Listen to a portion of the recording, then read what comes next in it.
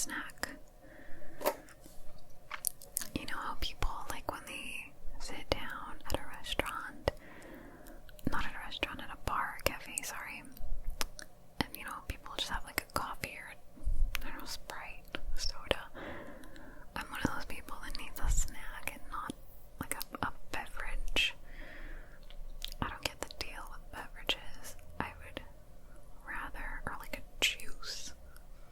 Who gets a juice? Why would anyone get a juice? You know what I mean? I always get some sort of snack. I just prefer snacks. I love snacks. And on that topic, I always need to have, like, you know, either walnuts or these, or pistachios. Let me see. Do you know these?